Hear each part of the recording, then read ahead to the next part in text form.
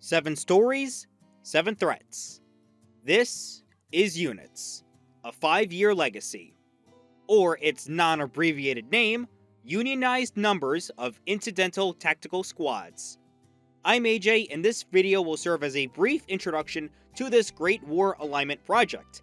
I have hinted at this before, but U.N.I.T.S is a collection of storylines in Shareverse that are interconnected with one another.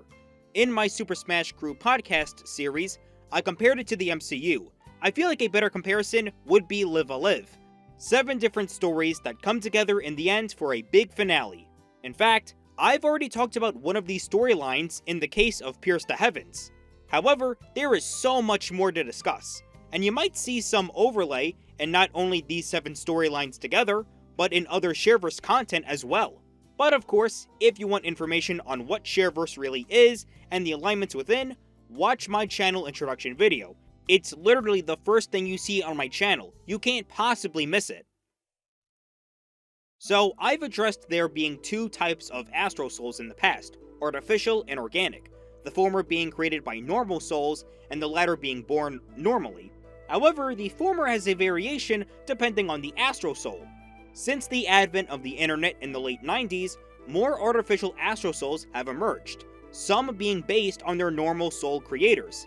These are classified as reflections. While the original normal soul doesn't get into turmoil, it's the reflections that do.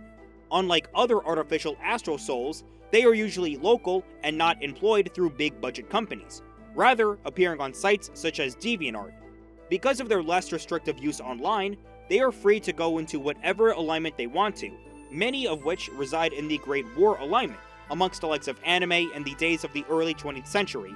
Don't ask me why, I don't write these rules. The inclusion of reflections is borderline vital to U.N.I.T.S, since almost every storyline features one or many artificial astral souls that were created online, and even sometimes reflections of their creators.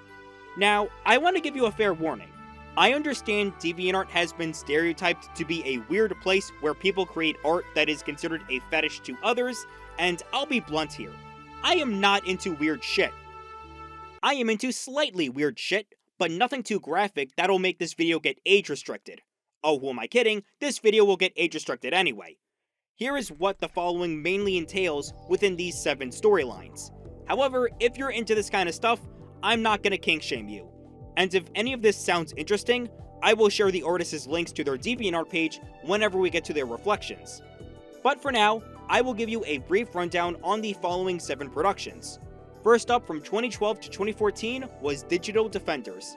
In the final video to my Digimon seasonal reviews, I brought up a storyline called MBC A-Team02. This is that storyline. However, in that video, I will discuss why I changed the name.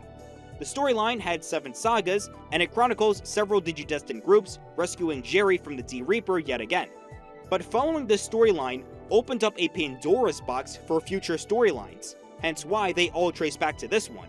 In the summer of 2014, there were 3 U.N.I.T.S storylines that all occurred at once. Sonic and the Kingdom in the Sky featured Sonic and a ragtag team of other gaming Astro Souls combating the xenophobic nature of Equestria. Prophecy, a storyline in which an archaeologist needs to fulfill a prophecy in order to save the world, and Mecha Geisha, a 2,000-year-old android being reactivated to face her ultimate evil. These 3 would all see their end, 2 of them being untimely, by March of 2015. Next up is Pierce the Heavens during April to May of 2015, which serves as a revenge story for an undead Outworld queen.